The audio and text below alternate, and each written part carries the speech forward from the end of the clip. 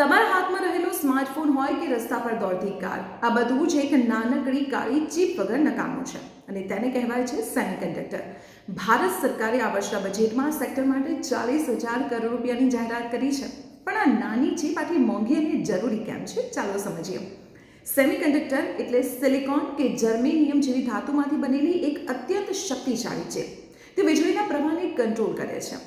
એક નખથી પણ નાની ચીપમાં અબજો સ્વિચ હોય છે જે પલક ઝપકતા જ ડેટા પ્રોસેસ કરે છે. આ ચીપ જ નક્કી કરે છે કે તમારો ફોન કેવી રીતે વિચારશે અને કેવી રીતે કામ કરશે. તમે જ્યારે ફોનથી ફોટો પાડો છો ત્યારે સિસ્ટમ ઓન અ ચીપ એટલે કે SoC કેમેરાને આદેશ આપે છે. કારમાં એરબેગ્સ ખુલવી, પાર્કિંગ કેમેરા કે સેન્સર, આ બધું જ સેમિકન્ડક્ટરને આભારી છે. તેના વગર આધુનિક સભ્યતા થંભી જાય તેમ છે. નાણામંત્રી નિર્મલા સીતારમણે ઇન્ડિયા સેમિકન્ડક્ટર મિશન 2.0 હેઠળ આ રોકાણની જાહેરાત કરી છે. ભારત હવે માત્ર ચીપ વાપરનાર નહીં પરંતુ તેને બનાવનાર દેશ બનવા માંગે છે. AI, 5G અને સંરક્ષણ ક્ષેત્રમાં આત્મનિર્ભર બનવા માટે આ પગલું ખૂબ જ મહત્વનું છે. ભારતના 5 પૈકી 4 સેમિકન્ડક્ટર યુનિટ ગુજરાતમાં છે. ગુજરાતના ધોલેરા ખાતે પણ સેમિકન્ડક્ટર હબ બનાવવાનો પ્લાન છે. એટલે કે આ બજેટ ગુજરાતને ફળે તેવું છે.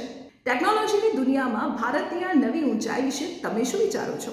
કમેન્ટમાં ચોક્કસ જણાવો અને આ વિડીયો વધુમાં વધુ લોકો સાથે શેર કરો. અને આવી જ મહત્વપૂર્ણ ઇન્ફોર્મેશન માટે આપ જોતા રહો સંદેશ ડિજિટલ.